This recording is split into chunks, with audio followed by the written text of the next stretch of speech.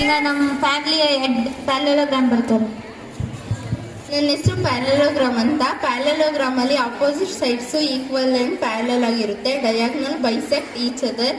ಮತ್ತೆ sum of adjacent angles are supplementary.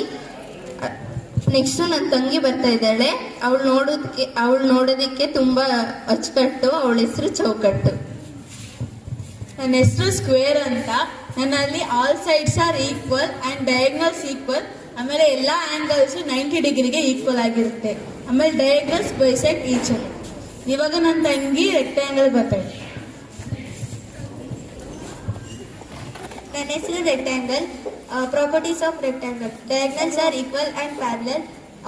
All angles are 90 degree. Diagonals bisect each other. Next ನನ್ನ ತಂಗಿ ಬರ್ತಾ ಇದ್ದಾಳೆ ರಾಂಬಸ್. ನಾನು ರಾಂಬಸ್ ಅಂತ. ನಾನು ನೀವು ತಿನ್ನೋ ತಿಂಡಿಲೆಲ್ಲ ಇರ್ತೀನಿ, ಮತ್ತೆ ನಾನು ಸ್ವೀಟ್ ಆಗಿರ್ತೀನಿ. ನಾನು ಯಾರು ಹೇಳಿ ನೋಡೋಣ? ನಾನು ಸ್ಕ್ವೇರ್ ಅಲ್ಲಿರೋ ಪ್ರಾಪರ್ಟೀಸ್ ಎಲ್ಲ ಹೋಗ್ತೀನಿ. ಬಟ್ ಆದರೆ ಸ್ಕ್ವೇರ್ ಅಲ್ಲಿ ಎಲ್ಲ ಆಂಗಲ್ಸ್ ಈಕ್ವಲ್ ಇರುತ್ತೆ. ಬಟ್ ರಾಂಬಸ್ ಅಲ್ಲಿ ಆಪೋಸಿಟ್ ಆಂಗಲ್ಸ್ ಮಾತ್ರ ಈಕ್ವಲ್ ಇರುತ್ತೆ. ನೆಕ್ಸ್ಟ್ ನನ್ನ ತಂಗಿ ಬರ್ತಿದ್ದಾಳೆ ಟ್ರೆಪೀಸಿಯಂ.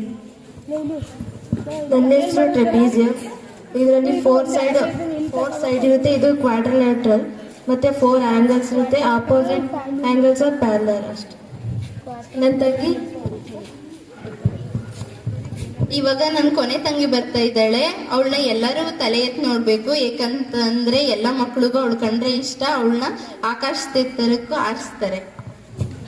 ನನ್ನ ಹೆಸರು ಕಾಯ್. ಎಲ್ಲ ಮಕ್ಕಳು ನನ್ನನ್ನು ತುಂಬ ಇಷ್ಟಪಡ್ತಾರೆ ಮತ್ತು ನನ್ನ ಆಕಾಶದ ಎತ್ತರಕ್ಕೆ ಆರಿಸ್ತಾರೆ. ನನ್ನ ಪ್ರಾಪರ್ಟೀಸ್ ಏನಂದರೆ 2 pairs of adjacent angles are equal, diagonals are not equal. Thank you.